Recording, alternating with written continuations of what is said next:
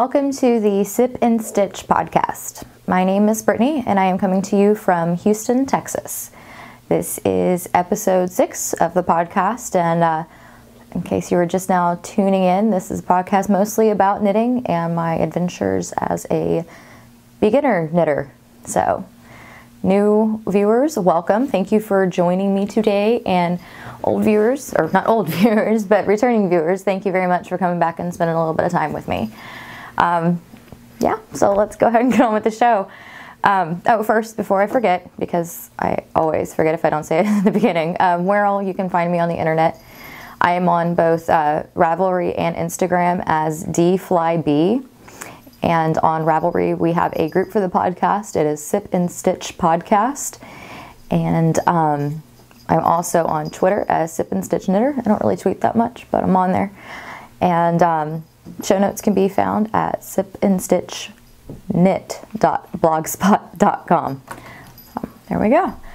Kind of wanted to, go over real quick what all we're going to talk about today. I've got a couple of works in progress to share with you. One finished object. Want to talk a little bit about how I plan my projects. That's kind of in a response to some viewer questions. Also, I'm sorry if I keep reaching over here. I've got my show notes over here. Want to talk about just some group chatter we've got going on. We've got a giveaway actually that I need to announce, or that I need to draw for this episode.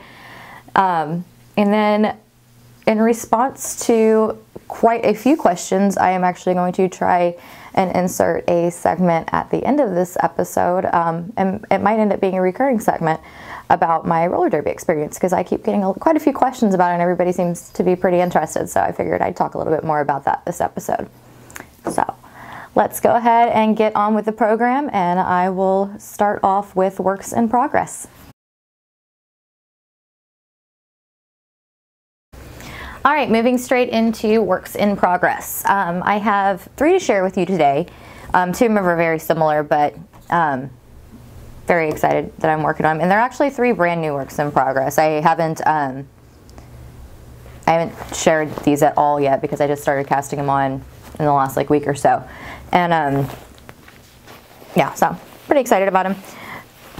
2 of them are socks, and they're the same, quote pattern, just different yarns. And I don't know if I'm just super inspired by Ina from the Knitting Expat and her January Sockathon that she's got going on, but I'm just all about socks right now. I'm not trying to win any prizes or anything, but I might, if I finish a pair before the deadline, I might submit them to the thread, but I just definitely feel like making socks. And now that I've mastered the whole 2 at a time thing, I am tearing through these babies. So the first one I've got going on are these, and I am knitting these out of Jinx Yarns. It's in her Glitz base, and the colorway is Festivus. This is one of her holiday colorways this year. It's a self-striping yarn. She's got 2 different shades of blue, a cream, a gold, a silver in here. So that's cool. And then this is actually a contrasting cuff. I'm going to do a contrasting cuff, heel, and toe on these. And I think, if I remember correctly, I think this is the contrasting color. It's just a gray that I've got. I think it's Cascade Heritage Sock, if I remember correctly. But anyway, here's the 2 balls of yarn from Jinx. And I really like it. This is the first time I've gotten to use any of her self-striping yarn. And I'm really excited with how this is playing out. I mean, Laura, who's the dyer behind Jinx Yarns, and also does the podcast called The Hand Dyer's Notebook. She's an incredibly talented dyer, and it's just dumbfounding me how they figure out how to do self-striping. That's incredible. So I've got mad respect for the product that she produces. Oh, here's little Miss Holly. Let me go ahead and pick her up before she starts disturbing everything. Come here, baby. Say hi. She is such a camera ham. She just wants everybody to see her. And it's because I also said I was going to talk about her sweaters later. Maybe she wants to model. Anyway, moving on. So that's sock number 1 that I've got on the needles. And it's on hold right now. I've got, excuse me, I've got the cuff and the leg done. and it's waiting basically for the heel. Oh, honey, no, don't play with that. I am building up the courage to do my first Fish Lips Kiss heel, and I just haven't really, as I've been knitting on these, I haven't really been in the headspace to try something new like that yet. So I kind of just, sorry, I'm gonna kind of get the microphone out of her reach. So anyway, so I basically have them just waiting for a heel, and I'd like, you know, a quiet moment to kind of figure that one out. Plus I need to do the whole like foot measurements thing that she goes over in the pattern, and I just haven't gotten to that yet. So they're sitting on hold waiting for me to do a heel. While they sat on hold, I decided to go ahead and start another pair of 2 at a times. And she wants in the yarn bag now. I'm sorry, the email on my laptop keeps going off, so sorry if y'all are hearing that. Another pair of 2 at a time, and another pair of self-striping that I'm working on. And I just started these night before last, so I've got the cuff and a little bit of leg done. Same deal, 2 at a time on magic loop. And I'm both these and my other pair I'm knitting on Addy Turbo sock rockets, which I really like. These are just so smooth, and they're not super sharpy, so they don't really aggravate my little callus thing that I got going on. But yeah, so just here's another pair of those. I need to make a deal with myself. Oh, they're getting a contrasting too. The contrasting cuff, heel, and toe, and this is Barocco Ultra Alpaca Fine, and it's just a brown color.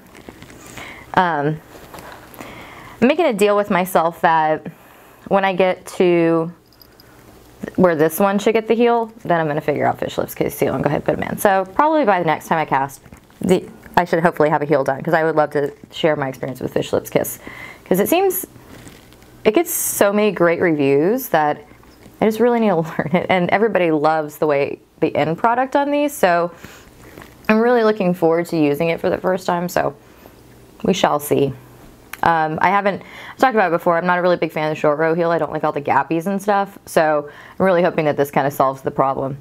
Oh, also I am knitting these in, it's Biscott Yarns, I hope I'm saying that right, and it's their Bis sock base, and it's a self-striping again. The colorway is a mystery. I actually went on before I recorded to try and find the name of the colorway because it wasn't on their tag, but they don't have this one on their website, so I don't know. It's pretty. It's got pinks and a little bit of purple, some blue and brown in it, so these are my little carnival socks. That's it for socks on the needles. I started working on my Garfunkel hat, which I am doing as my contribution to the Challenge Yourself knit along, because the Garfunkel hat is it's color work, which is what the next thing I want to learn. I'm having some issues with this one, and it has nothing to do with the color work at all. It has to do with, it starts with a provisional cast on, and I've done a provisional cast on before, and I really didn't like, I hated trying to like pick up stitches and chain, and it was a big old pain in the butt. So as I was looking for like another how to do a provisional cast on video, I found one that Pearl Soho did that was a one-step cast on. Use your needle and you use a crochet hook, and you're making the chain and getting the stitch on the needle in the same step. And it was super easy to do, but now I'm at the point where I'm supposed to be ripping off the provisional cast on and I can't get it out. And when you do it the one-step way, you're using your main color as your chain instead of doing a contrasting color. So I can't even figure out which ones are my main. And I have had this on hold for about a week since I got stuck at this part. And because I'm really trying to resist having to frog it, but I think I might, just because I'm so frustrated and I don't want to work on this because I'm so irritated right now.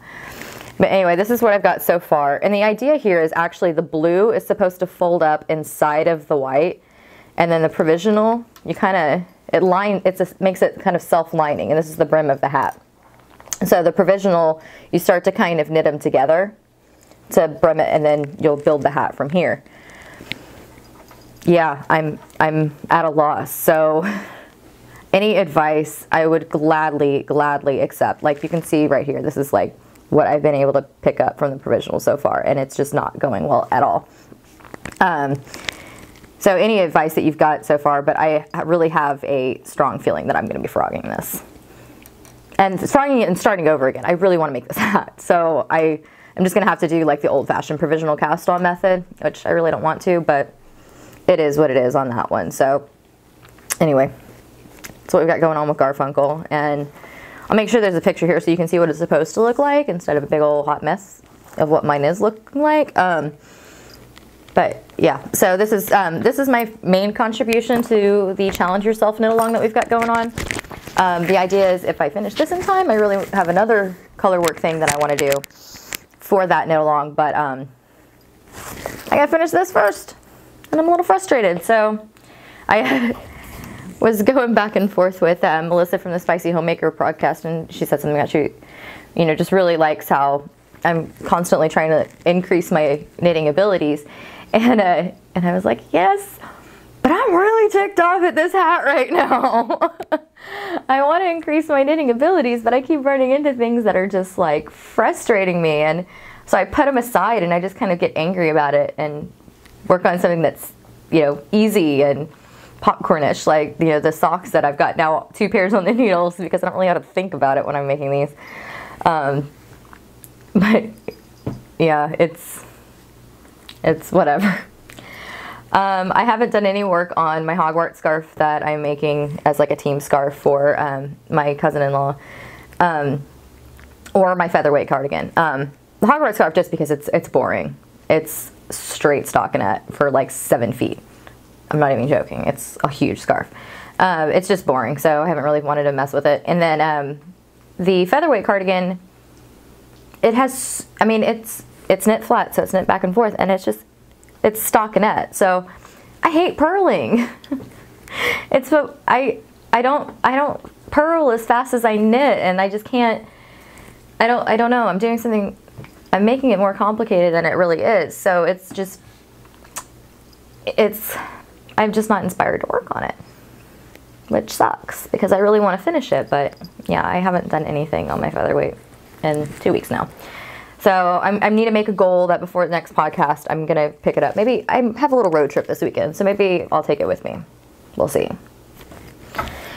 Anyway, so that's it for works in progress. Let's go ahead and wrap that up and move on to finished objects.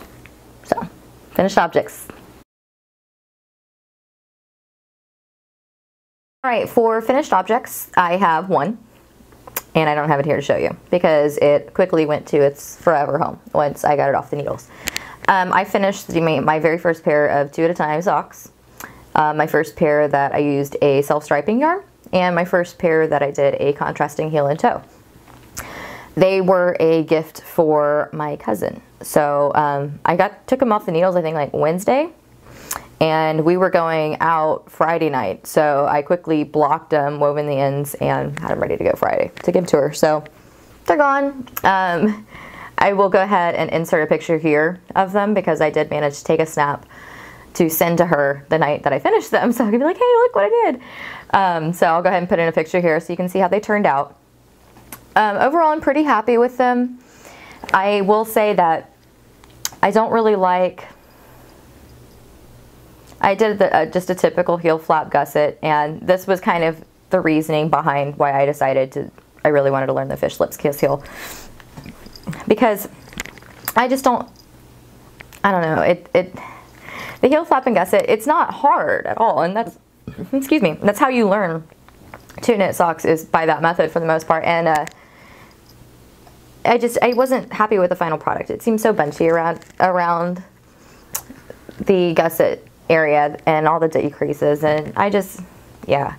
So I'm happy with the way they turned out, but I'm ready for a new style heel. So that was definitely, this project taught me that it's time to learn fish lips kiss. So anyway, she loves them. I had knit them out of Knit Picks Felici in the fanciful colorway, and the contrasting heels and toes are that same gray that I just showed you for that I'm using on the Festivus socks. So she loved them. She thinks they're great. I definitely need to make a foot form if I'm going to continue to make socks for her, because I forgot that her shoes are 2 sizes smaller than mine. So they fit my feet really good, but they're a little bit long for her. But she's like, I don't care. she's a nurse, so she wears like clogs and stuff like that. And she was like, they fit perfectly in my clogs. Anyway, so again, very happy with they turned out. So that is my, that's my finished object for this week. I didn't really get a whole bunch done because I'm not a speed knitter, and I like to really enjoy the processes and stuff. So that was pretty much all that, yeah, that's all I really worked on since the last time I cast, besides the new works in progress. So that's what I got to show you today for finished objects. Not very exciting. I'll go ahead and move on to a new section, project planning.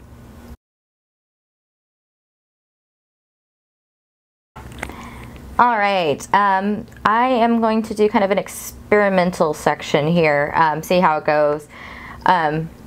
This section is just all about what plans I've got for future projects, and answering some questions that have come to me through our Ravelry group, and just individual messages and stuff like that about like how I plan my projects, what kind of things I plan on coming up with sooner. Like, so many people ask me about it, especially in our giveaway thread, that they would be interested to hear about that. So I decided, you know, I'll go ahead and address it this episode, and maybe it might, you know, continue to be like a recurring thing, more about like yarn organization and project organization and all that kind of good stuff, because I like to organize stuff. So we're gonna try that here.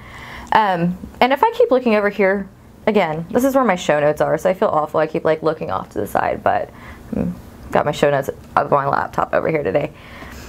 I have a couple of things that I really want to tackle next. And I say next, in all honesty, they're going to be like concurrent stuff. I probably will, yeah. I always have a bunch of projects on the needles at once, so yeah, these are going to be concurrent. The first thing I really want to do is I really want to participate in the shawl along that several podcasters have going on right now. And since I want to, and it's a knit along, and there's time limits for these things, I better get my butt in gear. So I was actually pulling them earlier today. I really have wanted for a while to make a shawl out of one of my favorite stash skeins. And this is by Wool and Vine Yarns. I hope y'all can see that because this is so beautiful. Oh, there we go. This is in her blitzed base, and the colorway is Special Snowflake. This has got to be my favorite. I hate to play favorites with my yarn, but this is one of my favorite yarns that I've got in stash. But it's really variegated, like pretty much all of her colorways are. And, you know, it's too pretty to go on my feet. Sorry, Holly, sit. Good girl. Too pretty to go on my feet, so I know it has to be a shawl.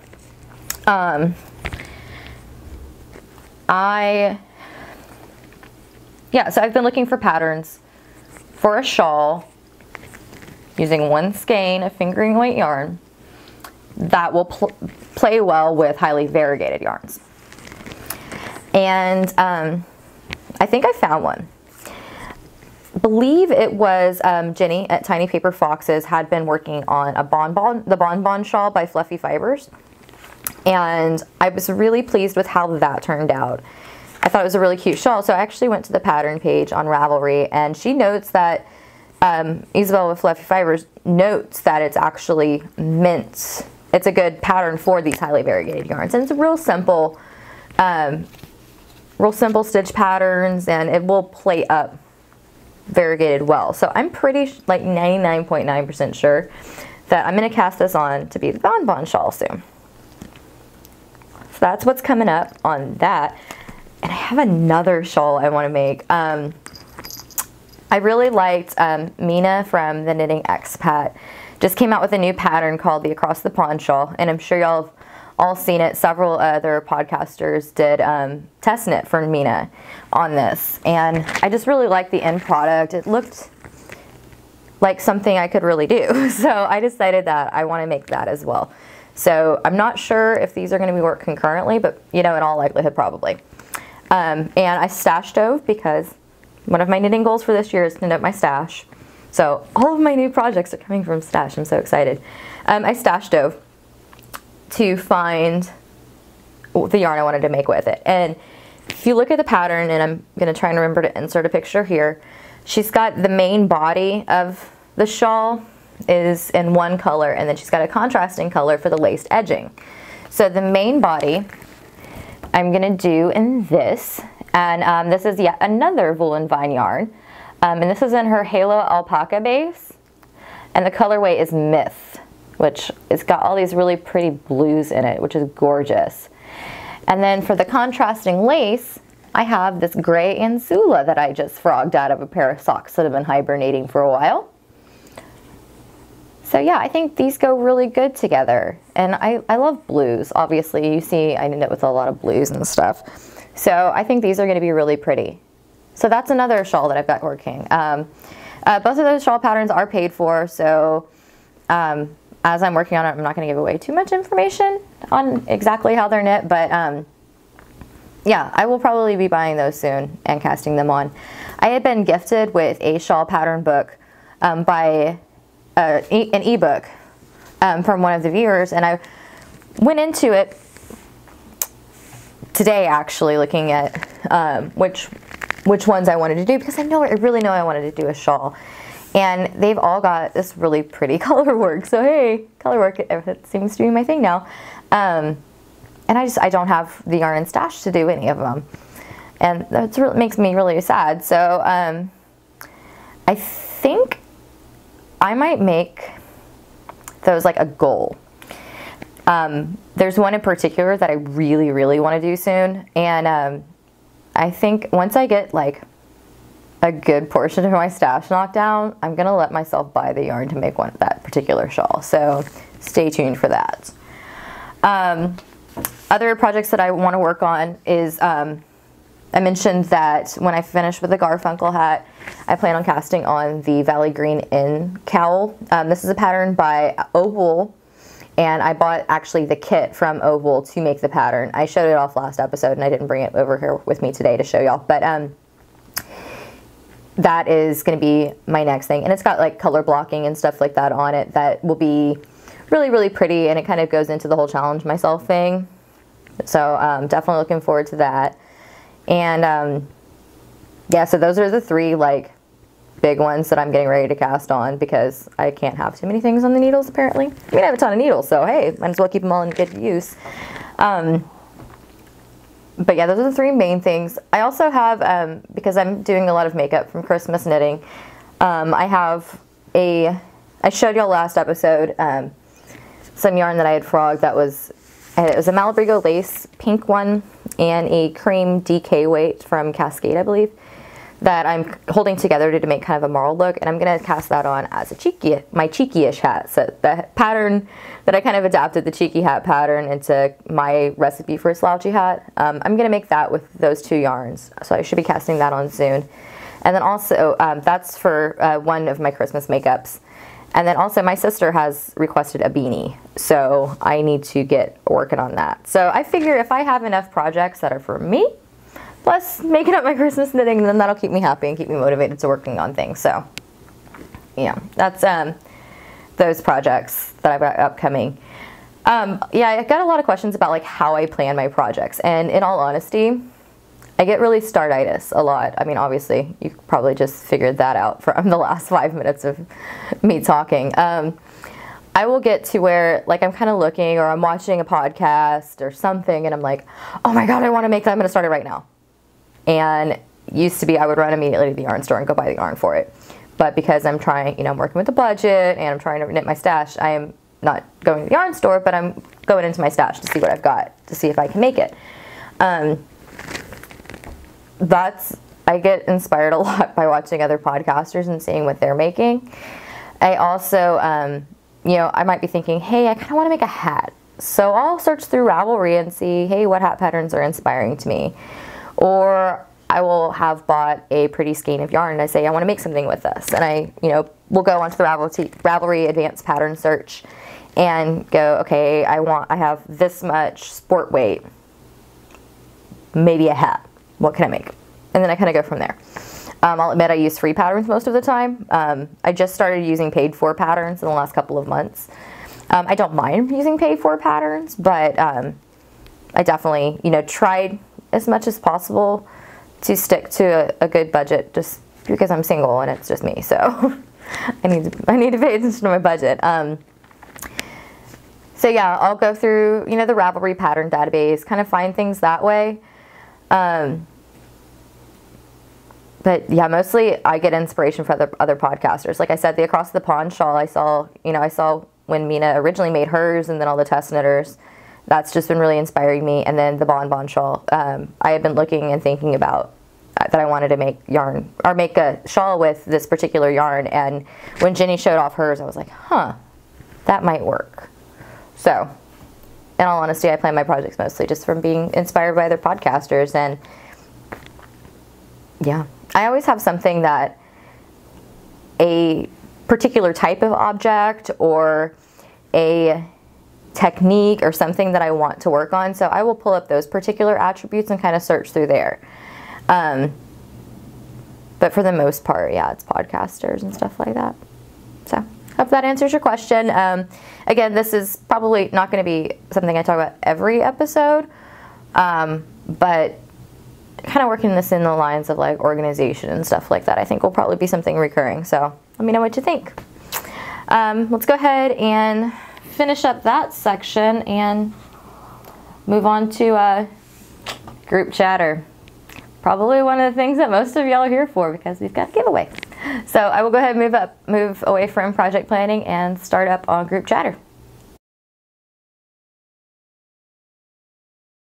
All right, guys, time for group chatter. Again, this is probably one of the reasons why most of y'all tuned in today. We do have a prize drawing. This is for the 100 subscriber giveaway. I forgot to grab the prize before I started recording, so sorry. The prize is a skein of Fido fibers, and it's their Sui sock base, I believe, and it is a beautiful wool and camel silk. I totally forgot what the blend is, and I really wish I had this skein with me, but anyway, I showed it off last episode. It's a beautiful, beautiful yarn. Very nice luxury yarn that I am giving away along with 5 stitch markers. We had quite a few entries onto the Ravelry group, and I just pulled up a random number generator right now to draw. So let me go ahead and plug it in and see who we got. All right, looks like the winning entry is number 12. So let me pull up the thread. Who is number 12?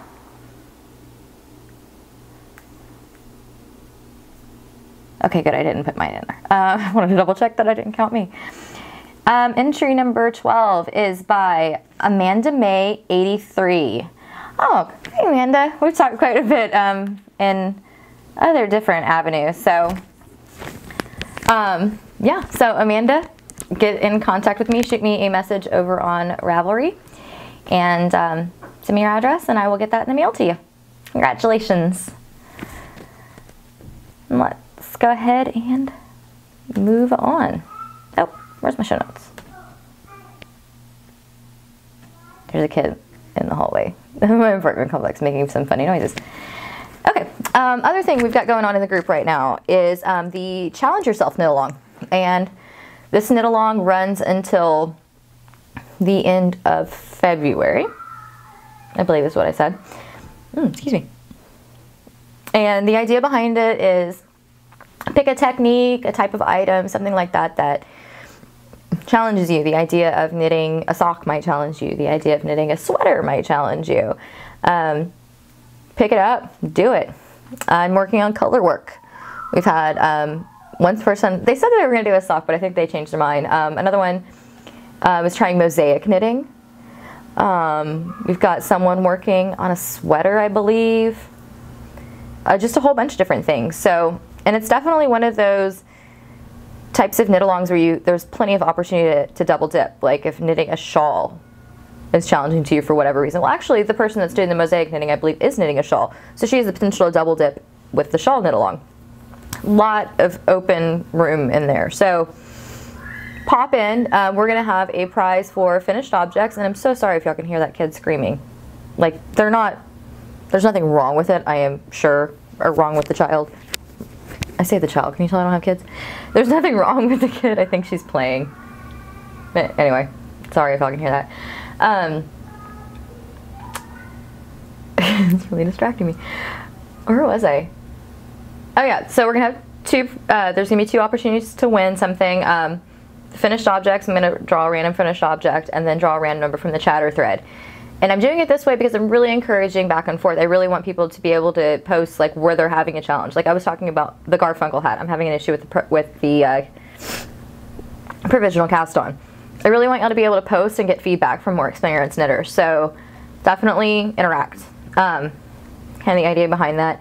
And I'm still working on prizes. Again, I have a lot of time to come up with prizes, so I can guarantee you they'll be good. And if anybody wants, you know, if you're a viewer and you like make patterns or dye yarn or make bags or whatever and you want to contribute something, please get in touch with me. But yeah, so that runs through the end of February, and I will draw the first episode after that for the winners. So pop in, challenge yourself, knit along. We also have Melissa at the Spicy Homemaker podcast, and I have been going back and forth. We will be, after this one closes, we are gonna co-host a knit along between our 2 podcasts and our 2 groups, and we're still definitely in the early planning stages on this one, but it is shaping up to be a pretty epic knit along, a pretty cool one, and definitely a little bit outside of what you normally see, where you know you just finish an object and you're gonna for a prize. Like we're definitely on the ground floor of planning this thing right now, but I can already tell, like with the way she and I both think and the way that we're talking about this, it's gonna be pretty epic. So stay tuned, and hopefully I'll have a little bit more details about that to start psyching you up for it next time I record. But that's definitely something to look forward to. I'm also about to start a thread for Ask Me Anything. And yeah, that's just because I get a lot of random questions on the episode threads and then like my subscriber giveaway thread, that I just really want, you know, there to be a place on the group where you can ask me whatever questions you got, and you know, within reason, obviously, and I can address them on the podcast. So I'll probably open that up here in the next day or 2. Along that line, though, I did want to go ahead and answer a question that came up, I believe, after the last podcast, if not the one before that. Let me see if I can remember who it was, actually. Hold on. Sorry, I'm not better prepared for this. I just wanted to make sure and acknowledge. Oh, okay, Susan, and Susan 93940 on Ravelry. She asked me if I had knit any dog sweaters for Holly. I imagine because Holly was all over my last episode. And if so, what kind of yarn did I find worked for me? Yeah, there's definitely some considerations there when you're knitting a sweater for an animal, because animals get dirty. And I mean, Holly is definitely a puppy. She loves to run and play in the mud, and gets, you know, she plays with dogs that are much bigger than her. Like, she has got no qualms if she thinks she's 5 feet tall. I have no idea. So yeah, there's definitely some considerations in yarn choice whenever you're knitting for an animal. I honestly, it's pretty much, I use whatever worsted I have hanging around. I know that sounds bad, but like, I've got a lot of, you know, acrylics and stuff like that. She did have one that didn't work out so great, and it was a 100% acrylic. And it's not necessarily for the fault of the yarn. It's more the fault of, I made it too small, and because it's acrylic, it doesn't really stretch. So I actually brought over 3 of the sweaters I've made for her.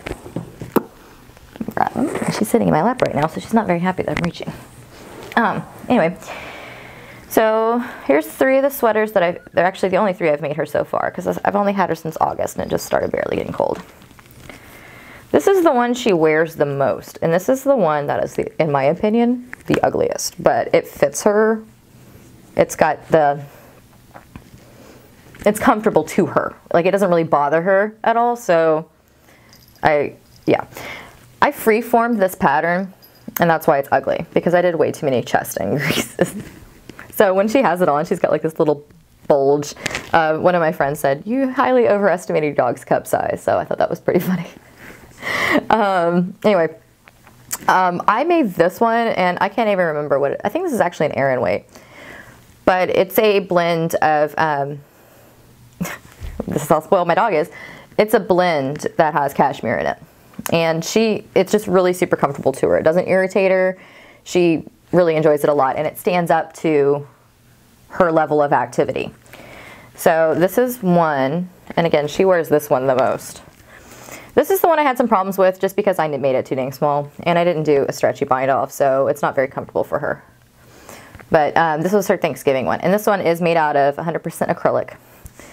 I did do the right amount of shaping, so it fit her right, but it was just too snug. Like she likes things a little bit looser, so yeah. And then she prefers her clothing to be a little loose. Yeah, she cares. I can just tell when it doesn't bother her. And then this was her Christmas sweater. And I made this out, both of these skeins, it was a white skein and a red skein, are Barocco Vintage. And I believe Barocco Vintage is a blend of wool and acrylic.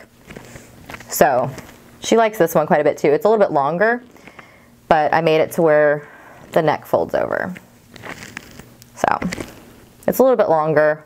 So she pretty much only ever wore it at Christmas, but.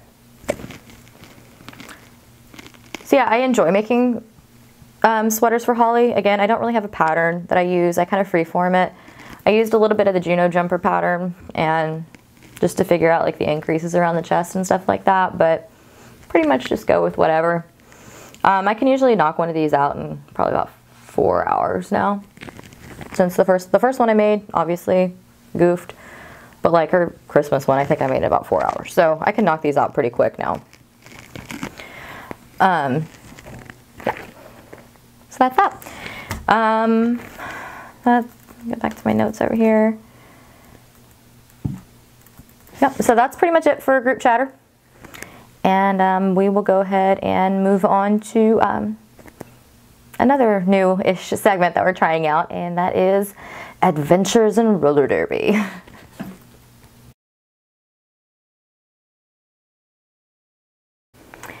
All right, moving on to my next, I guess, what might grow to be a regular segment of my show, talking a little bit about roller derby.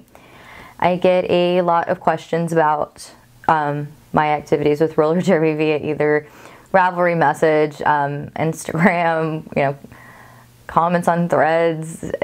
Every time a podcaster mentions my podcast, they're like, and she plays roller derby. So I guess it's kind of an unusual hobby. So I decided to record a segment for this episode and then maybe future segments, depending on how this goes, just to kind of talk a little bit more about my involvement with roller derby. And yeah, so I'd start to address some of the questions that I've gotten about it. So moving on, just to give you a little bit of a background, I am definitely, this roller derby is very outside of my box. It's something incredibly different for me. Growing up, I was a dancer. I danced from age 3 until I graduated high school. Ballet, tap, jazz. I was on my high school's dance team. So definitely athletic activity, but not the team sport rough and tumble that you think of when you think of roller derby. So this is definitely completely outside of my box. I'm not really an athlete, I would say. So training for this sport has been a struggle. But it's definitely a game of like mental and physical toughness, and I'm really enjoying doing something outside of what I'm used to. So where I come from is really close to Austin, Texas, and Austin is kind of the birthplace or the rebirth of the modern women's roller derby movement. It's really a big deal in that area, and it was something I saw, and I always wanted to try it out. There was a movie came out probably 6 or 7 years ago now called Whip It, directed by Drew Barrymore, stars Ellen Page. That was, I will admit, my very first exposure to roller derby, and now that I've been playing it for a while, I know it's very different from what the movie said, but I was like, oh my god, that looks like so much fun! So I really got into it, and it's something I always wanted to try. I wasn't in a place where I could do that whenever I still lived back in my old hometown, but when I moved here, I was thinking one day, I was like, I'm living in a brand new city. I don't really know anybody besides family, and I want an activity where I can go out, meet some fun girls, get some athletic activity done. So, hey, I wonder if there's a roller derby league in Houston. And, sorry about that. I thought I put my phone on silent. And there's actually 3. The stereotypical vision of roller derby that I had was the bank track. So that was one of the reasons that led me to the league that I'm in. We practice on the bank track. It's about this kind of an elevation. Or we don't practice on it. We practice flat track, play on the bank track, which is incredibly difficult, I imagine, because I haven't actually gotten to get on the bank track yet. But yeah, so I picked this league. It's a fair distance from where I live. My commute to practice twice a week is pretty significant. But I really enjoy it. It's a lot of fun. The whole purpose of the game, it doesn't involve a ball. I guess I've got that kind of question. Each team has 5 people on the track. 4 of them are what you call blockers. One of them called a jammer. One of the blockers is also called a pivot, but I won't get into that technicality right now. The purpose, so there's 2 teams on the track. Each team has 4 blockers and each team has 1 jammer. The purpose is the jammer needs to make it through the pack, back around the track, and then go back through again. And for every one of the opposing team, every opposing team member she passes, she scores a point. Jams last, I believe it's 1.5 minutes or 2 minutes. You can tell I haven't played an actual game yet. Jams last for 2 minutes, I believe. And however many points the jammer scores and during that period of time is however many points, adds up. And at the end of the game, one with the most points wins. There's some intricacies to it, like you want to be lead jammer because then you can call it off to prevent the other jammer from scoring points. But that's the basic premise. You score points by passing other people. And then the job of the blocker, obviously, is to keep the jammer from scoring. I'm a pretty tiny girl. I am 5 foot tall. Not really sure how much I weigh, but I'm petite. So everybody automatically assumes, hey, you've got to be a jammer because you're small and you can fit in little places and move around faster. But I'm actually not really very fast, and I do really well holding position. So I will probably end up being a blocker, which is kind of funny. But it's a position that I'm actually the most comfortable at currently. I am in what we call fresh meat, and we being like olive derby. When you are in training, you are in fresh meat. So basically you are busting your butt to pass minimum skills. Once you pass minimum skills, you're eligible to try out for or be drafted onto a home team. My goal is March to be drafted onto one of our home teams. My minimum skills, I'm doing pretty decent on like the footwork and everything like that. Again, speed is my issue. There's a certain track time that you have to make, and that's where I'm struggling a little bit. But I'm getting better, and the endurance aspect, it's definitely outside my box. It's athletic activity that I hadn't done in a long time, and I'm not in the best shape. So this is certainly kicking my butt, and it's forcing me to do a lot of like outside of practice workouts, which is, I hate the gym. So body weight workouts in my living room, walking, jogging, that kind of thing. It's definitely different. So that's a lot of fun. I had asked last episode to help me pick a name. I've gotten some great naming suggestions in our thread on the Ravelry group. I'm really liking the Needler. That one, I believe Susan was the one that suggested that one. Something to do with needles. I'm really liking. And the other one that I really liked was Harsh Brutality, because I actually work in the hospitality industry. So when you say that really fast, Harsh Brutality, it almost sounds like hospitality. So I really like that. The one thing I'm pretty sure is my number is going to be K2P2. I thought y'all would appreciate that. So again, working on that one, but we shall see. One thing that is inherent with really any athletic activity is the risk of injury, and I certainly have succumbed to that. Last Thursday, so let's see, I recorded last Tuesday, I believe, or not last Tuesday, Tuesday before last. And then that Thursday I went to practice, and we were doing blocking drills, which the whole goal is to like either hold your place or knock somebody over. Yeah, it's a rough sport. And in that particular case, I wasn't doing very good at holding my space. It was towards the end of practice and I was tired, and I got knocked down and I did not fall properly. Your first practice, they teach you how to fall on your knees and how to fall on your elbows. I mean, you got lots of padding and stuff on, so that's not really an issue. But how to fall forward, I fell backwards and I fell right onto my tailbone. It's not cracked, it's not broken, it's just really bruised, and it's making things a little uncomfortable, to say the least. Sitting for a long period of time isn't so much fun. I actually, the day after it happened, I had to call out sick for the first time since I took the position that I'm in, the work position I'm in now, where I work from home. I mean, you know, come on, I work from home. Like, if I've got a cold, like, I work. I'm not infecting anybody. It just happens. But I actually called out sick that Friday because I needed to lay on my floor with an ice pack on my booty all day. It's slowly getting better. I'm a lot more timid at practice since it's happened.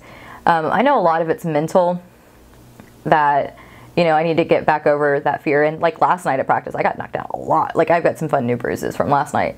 But it's kind of difficult to come back from that, because if you've ever injured your tailbone, it stinks. Oh my God. Like, when it actually happened, the girl who knocked me down, she figured out what happened. She was, you kind of feel like you're going to throw up, right? And I was like, I'm trying so hard to be tough right now, but I just want to cry. It really was not pleasant. And, you know, it's latent pain, and it's just kind of like a really dull, achy pain constantly. When I fall now on my knees, I get like that shock up there. Certain drills, you kind of pinch it, and that's just really unpleasant. So anyway, enough about my butt, but it's definitely a risk of injuries, and it can be a dangerous sport. Like, one of my fellow freshmates, she did break her leg about 3 weeks into training. And, you know, you ask her, and she was like, I was totally stupid. I was just standing there, my feet flew out from under me. I mean, you're standing on roller skates.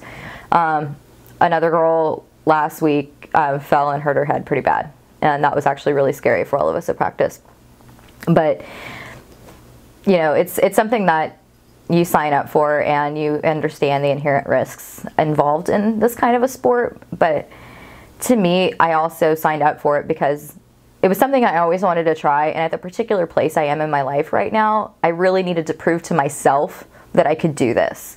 Yeah, I just, you know, I've alluded to it a lot in every episode, but, you know, I'm newly single, so I just went through a divorce, and that kind of a situation just really takes a knock on your self-confidence. So roller derby for me is also a little bit of it's a self-confidence booster. Like, I mean, it's a self-confidence buster for sure whenever I'm having a bad practice. But it's also a booster because I know that, like, I fall down and I wipe my knee pads off and get back up and start skating again. It's something that I needed to prove to myself that I could accomplish. So, you know, I've had a friend that was like, you are competing in a sport that the risk of injury is just incredible. You know, why do that? That's stupid. I can't believe, you know, and I get it. I understand, you know, my mom, I thought was going to be the most like, oh my God, my baby, no, don't do that. But she is super supportive. Like, she's like, I can't wait to go to your first game and, you know, wear my Britney Insanity or whatever shirt with pride. But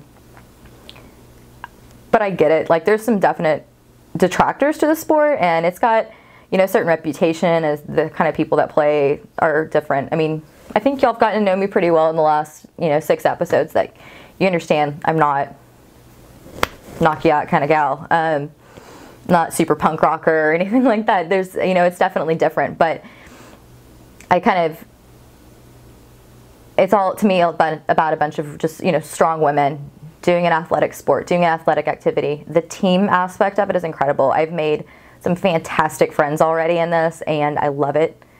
So that's why I play, and that's my sport.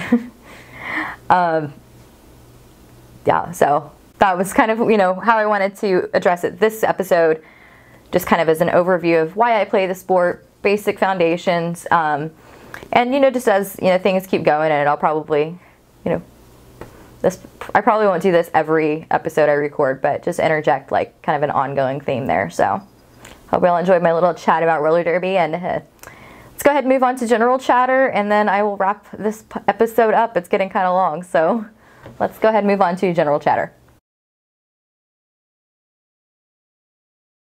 All right, moving into just general chattery blather. What's going on? What else is going on in my life? Dealing with my tailbone injury has pretty much been my life lately, and just definitely sucked into the derby vortex. I've been practicing a lot, doing various things with my derby gals. Yeah, derby's been a big thing. I forgot to tell you earlier, when I called my boss to call out that Friday after I got injured, and again, it was the first time I've called out sick since I started with the position I'm in right now. So it was definitely very unusual to call out. I called him, I was like, so I injured myself last night. I think my tailbon's bruised, might be broken. I'm not positive, because at that point I really didn't know. Now I'm pretty sure it's just a bruise. But yeah, so I can't work. And he was like, well, that's kind of funny, because the good money was on you breaking like your arm or your wrist first. So didn't really think about the butt bump. So thought that was pretty funny. Yeah, that's been the big part of what's going on. We had a game the Saturday after I last recorded, which was a lot of fun. I had intended to do the Bank Track 101 to learn how to skate on the bank, but after my injury on Thursday, I just was really not capable of doing that, so I didn't. Yeah, we had a game. That was a lot of fun. I love watching these girls that I practice with all the time actually compete. It's really exciting. You know, you're like, oh, come on, go Spawn! It's, you know, it's neat. That's pretty much everything I have to say about that. It's really cool. We also had last Sunday a group of fresh meat like me got together, and I actually taught them how to knit. Is our little derby, fresh meat derby knitter group. We got past learning how to cast on and learning how to knit stitch, and then we just started drinking and eating and chatting. So I didn't get very much knitting done, but we are going to try that again. That was a lot of fun. I also, I mentioned it last episode, I've started with the Hogwarts on Ravelry group, where, you know, you compete as like a house, and you compete to win the house cup on Hogwarts or whatever. I submitted all my projects, submitted my sorting, so this weekend I find out what house I'm going to be in, so very excited about that. I've got a little road trip this weekend with my cousin. So it's actually the first time I've been on a long drive where I haven't been driving in a very long time. So I'm excited. I'm going to take some knitting with me and actually get some knitting done in the car. So I don't know why that's so exciting to me, but I think it's just because I'm not driving. I'm super pumped about that. I don't mind driving so much. I mean, I drive really far for derby practice twice a week, so I don't really mind driving, but that long of a distance, like, I'd rather be doing something else with my hands, like knitting, rather than an N4. So excited about that. I ordered my upgraded skates yesterday. I've been putting aside money for a while. The skates that I started with, they were really cheap. I mean, not super cheap, like they weren't like $30 like My Little Pony skates, but it was more like recreational level, and the way they felt on my foot as I was skating, I felt like I was wearing like an UGG boot with wheels. I mean, they were just super clunky. So I've been putting aside money for a while for a new pair of skates, and I actually ordered them yesterday, so I'm really excited for those to come in. Derby skates are not cheap, so that was kind of another one of the reasons why I had to yarn diet, because I've been kind of investing some money in my other hobbies lately. So ordered those. I get them on Monday, because they actually had the boot, because you buy all the components separately and then they assemble them. They had the boot and the plate that I wanted in stock, but the plate has to be mounted onto the boot, so they had to send that out, and they said that it would be ready Monday, so very excited about that. I'm a little nervous actually though, because while my current skates are clunky, I've gotten used to them, and the plate that I ordered is kind of complicated, so it's going to throw my skating off a little bit for a while. So kind of nervous about it, but I'm definitely excited to kind of take my game to another level there. Other thing I've got a little bit obsessed with lately, one of my derby friends got me addicted to these leggings. Like I said, I work from home, so all day long, I mean, I wear sweatpants, or, you know, you're seeing like this big baggy sweatshirt. This is pretty much my uniform. I'm wearing track pants right now, so like I don't have to really get dressed up unless, you know, I'm going out. So I wear a lot of like stretchy pants, and she was like, you've got to try out these leggings. They're awesome. They're super soft, and they come in all these crazy patterns. The company is called LuLaRoe, and they just sell through independent consultants, kind of like, you know, your Scentsy Chicks and the Unique and all of that stuff. So I was a little hesitant because I'm a pretty basic dresser. I wear, you know, mostly neutral colors, not a lot of patterns, and these have got some crazy crunky patterns. But I actually bought some secondhand off of her to try out, and then I've already bought another pair new, so yeah.